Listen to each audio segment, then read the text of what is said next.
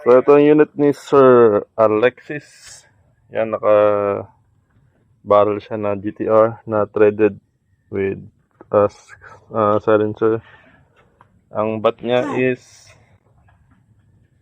yan, FX style na King. Naka-carbon fiber siya na 0.58 liter tank. Ang scope hindi ano kanya, bali ano rin to. Sa akin to yung old scope ko. So, Gambit yung model ng unit niya, tapos 6 inches ang receiver.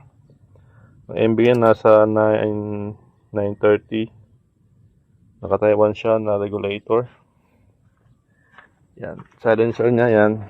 32mm. Matte finish to. Yan.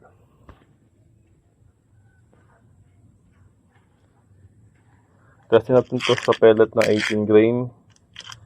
Yan, same pa rin, all stainless yan.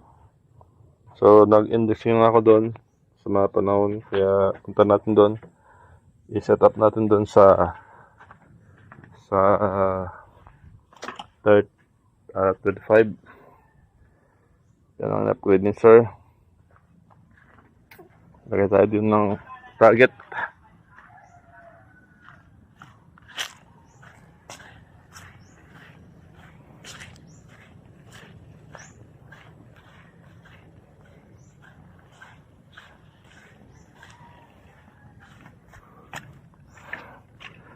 So sa taas tayo titira kasi wala pang tama dyan. Sa baba nag-indexing ako kanina. Yan. Try natin para makita ninyo. Yan. So gagawa ko dyan ng grouping sa taas.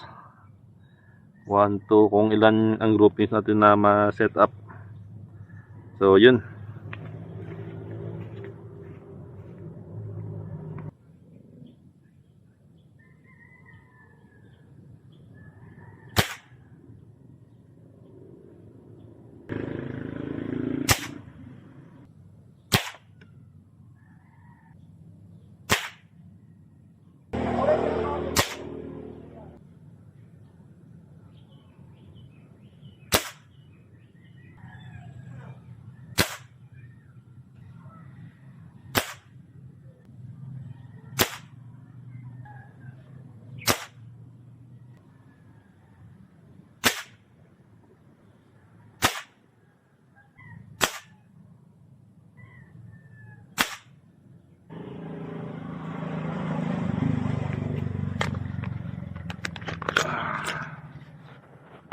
So yan, ang groupings niya sa 25.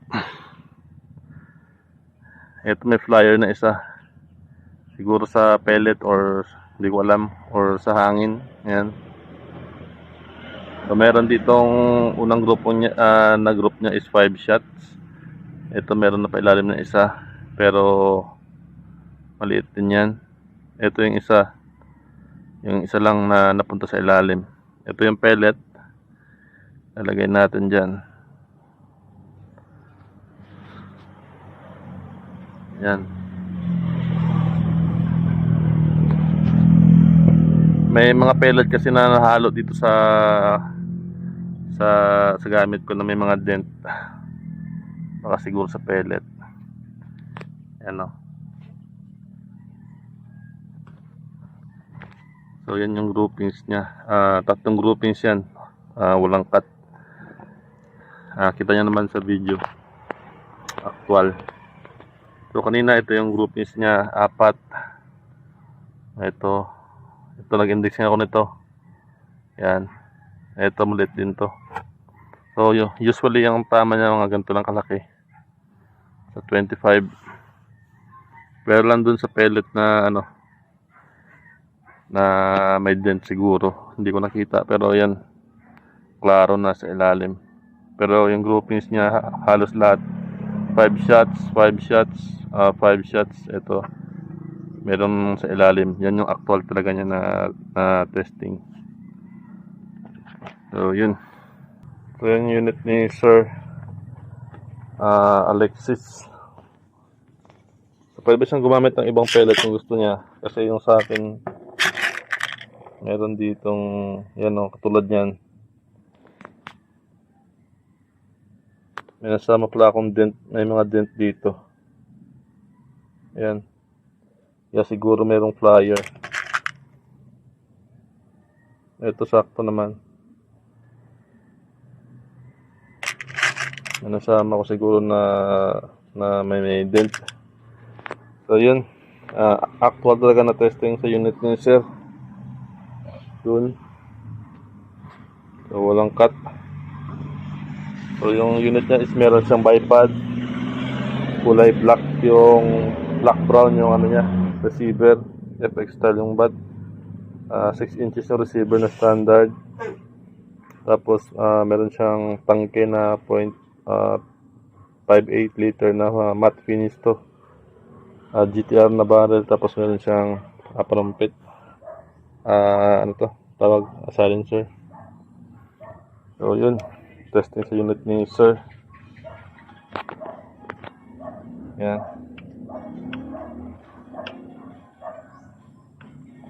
All stainless yan. Stainless to, stainless yung trigger. Stainless din ng hammer. Yung internals niya is stainless din, wala kang problema. Yung valve niya napaka ano yan. Kahit na isang pump or dalawang pump maglalak agad yan. Nung need mo na hilain dito. Ang power nito ngayon is binaba ko sa 930. Kanina kasi nasa 970. Konting adjust lang. So yun. Masiyang sa pellet na to sa 930 na power. Depende sa design naman ng pellet sa puwet na 18 grain. Yung MB na igagamitin ni sir sa pellet na, kumbaga kung ano yung pellet na gamit niya, so yun talaga yung i-adjust niya kung anong power yung gusto. So yun ang unit ni sir sa Gambit na standard.